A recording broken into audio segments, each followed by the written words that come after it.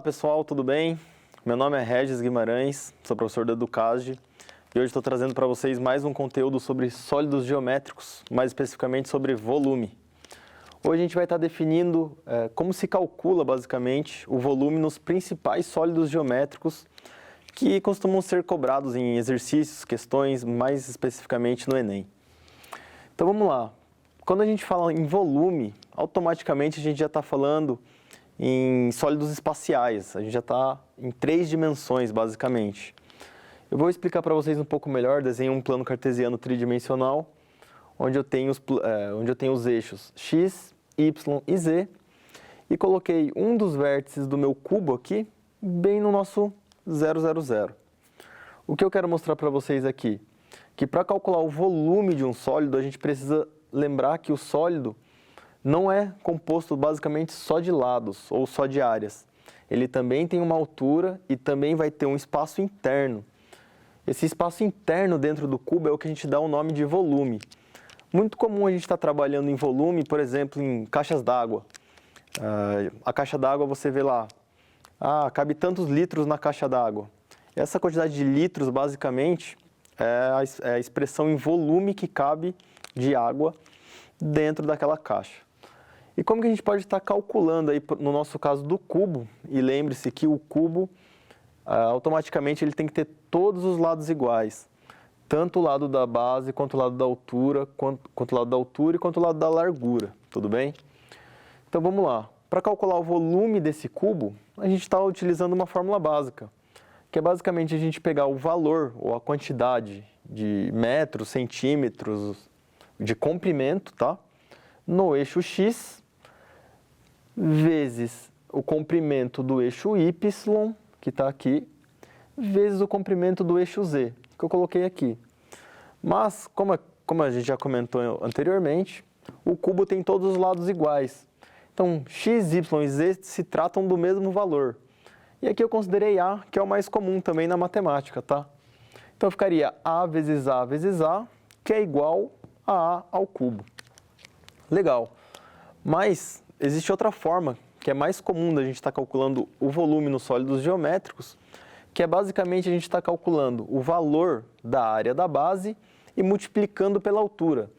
É como se eu estivesse pegando a área da base do nosso cubo e estrudando ele para cima no comprimento dessa altura. Como assim? A gente pode estar falando aqui, por exemplo, a área da base desse cubo. A gente pode estar falando que é, basicamente, um lado composto pelo nosso eixo x, ou largura, vezes o composto pelo eixo z, que seria basicamente A vezes A área da base, A vezes A ao quadrado, e a nossa altura, como de costume, também vale A. Então ficaria A ao quadrado vezes A, que é igual a A ao cubo. É uma outra forma de pensar, mas que a gente chega no mesmo resultado. Quando que isso aqui é bastante válido? Quando, por exemplo, a gente tem um paralelepípedo. O que é um paralelepípedo? É quando a gente tem basicamente um cubo, mas a largura e a altura têm valores diferentes. E aí sim a gente vai estar calculando x, o valor da coordenada ou do comprimento, de x, de y e de z, de forma que cada um deles vai ter um valor diferente. Então, eu coloquei aqui para vocês, basicamente, a gente chama de valor da base, valor da largura e o valor da altura, composto pelo eixo y. Ou seja, o volume de um paralelepípedo qualquer é base vezes largura vezes a altura. E a gente cai de novo naquele caso que a gente comentou. Se vocês observarem a fórmula, base vezes largura, ou seja, a base vezes a largura, de novo, a gente vai ter a área da base do nosso paralelepípedo. Se a gente multiplicar pela altura, a gente volta no volume. Então, é uma forma de pensar e é uma forma que resolve bastante dos nossos problemas. De forma geral, independente da figura que eu tenho, eu posso fazer simplesmente a área da base, que eu deixei aqui para vocês. No nosso caso, eu desenhei uma figura um pouco mais complexa, com um pouco mais de lados, né? No nosso caso aqui tem 6 lados, uma figura, um sólido geométrico. Como que a gente calcularia? Não precisa ficar com medo.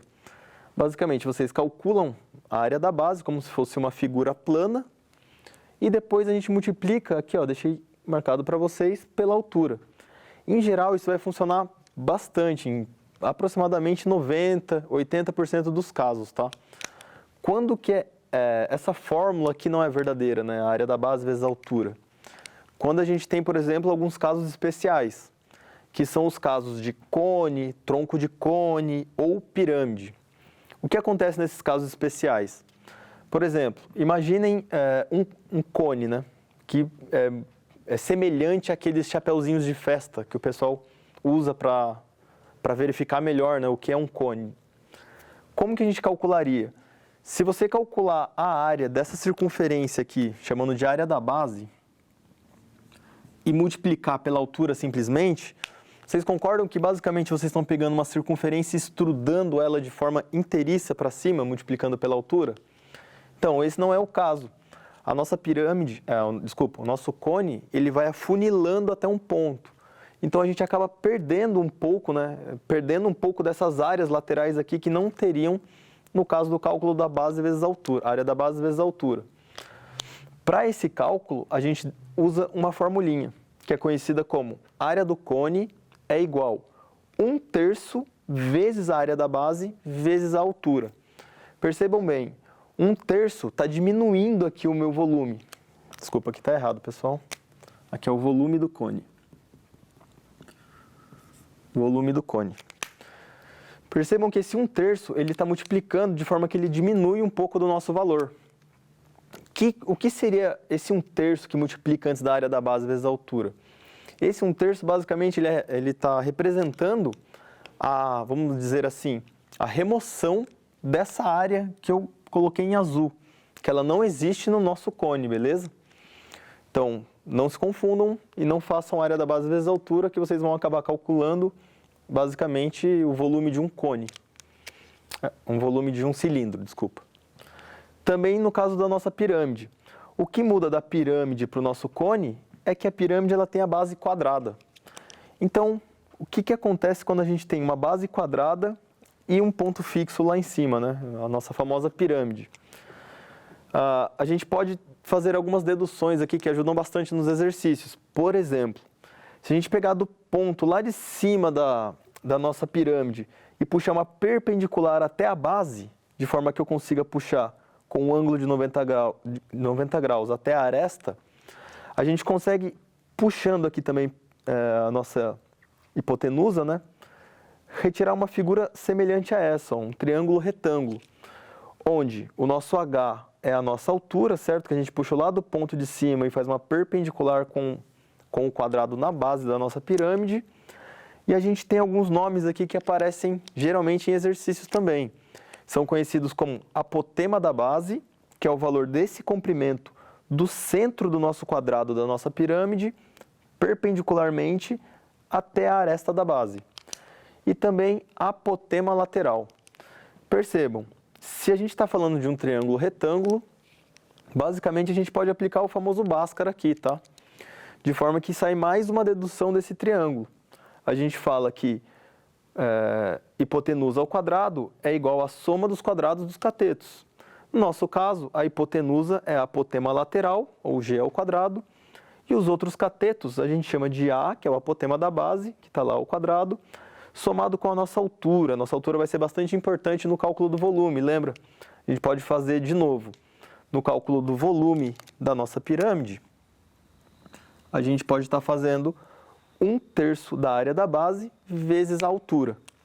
Então, muitos exercícios podem ser que eles te deem, né, a apotema da base e a apotema lateral, de forma que você tenha que calcular a sua altura para, no final das contas, calcular o volume da pirâmide.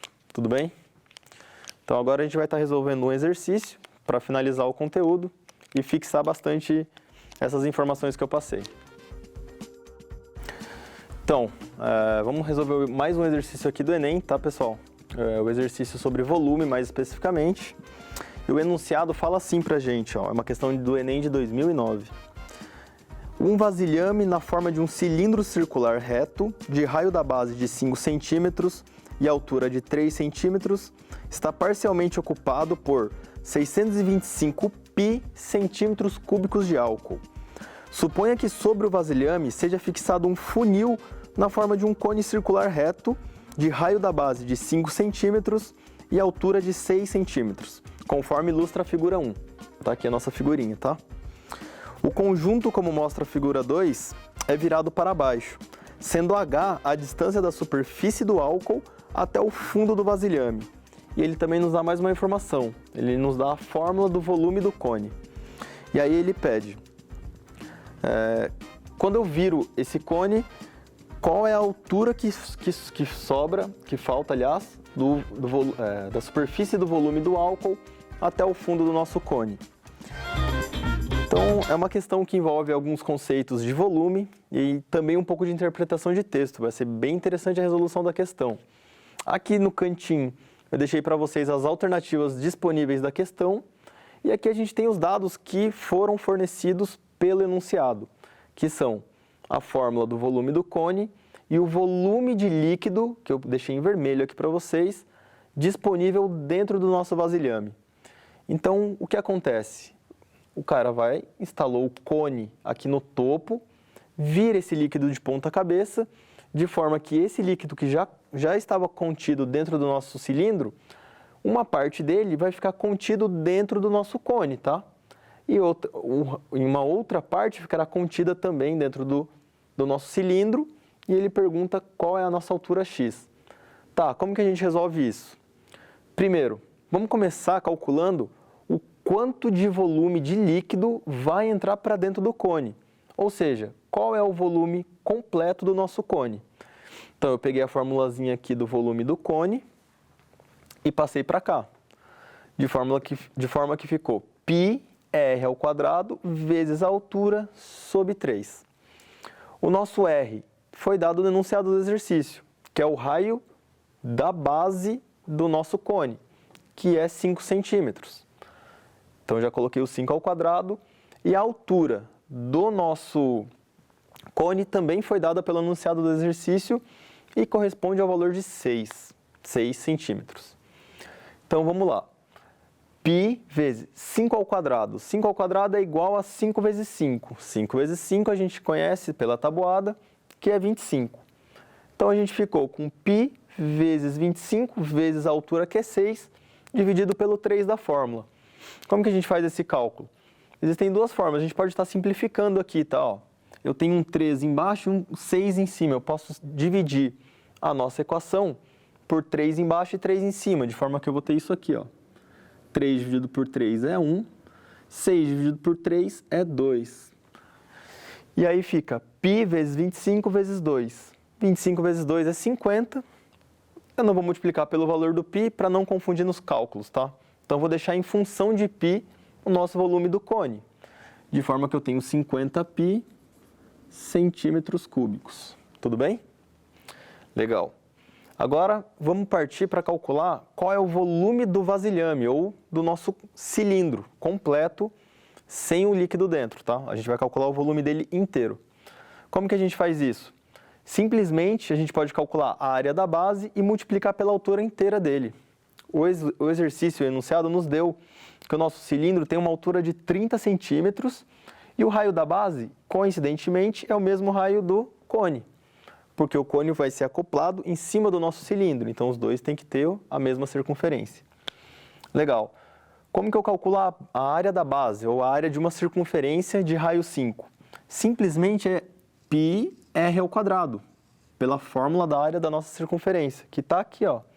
Π, o raio é 5², só que eu não quero só a área da base, eu preciso multiplicar pela altura para a gente achar o volume do cilindro completo. Então, ficaria π vezes 5². 5² é 5 vezes 5, que equivale a 25, vezes a nossa altura. E, claro, a altura completa do cilindro de 30, tá? Então, π vezes 25 vezes 30. Na hora da prova, se você não souber fazer de cabeça, você pode multiplicar num cantinho da folha ali, né? Eu tenho um cálculo que é mais fácil de fazer,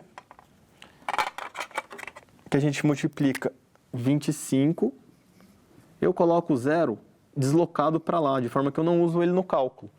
Basicamente, eu faço só 25 vezes 3 e adiciono um zero no final da resposta. Ou seja, eu abaixo meu zero, 5 vezes 3, 15, sobe o 1, 3 vezes 2, 6, mais 1, 7. Beleza. 750, claro, eu vou levar o π também para deixar em função, porque senão a gente acaba se confundindo no final. Então, o volume do nosso cilindro completo é 750 π centímetros cúbicos. Tudo bem? Legal. Agora, o que eu quero que vocês analisem? A gente tem que pensar qual era o vazio existente já dentro do nosso cilindro antes de acoplar o nosso cone. Então, por exemplo, se o volume desse cilindro, vamos esquecer o cone a parte de cima, tá, pessoal? Vamos pensar só no volume aqui do nosso cilindro.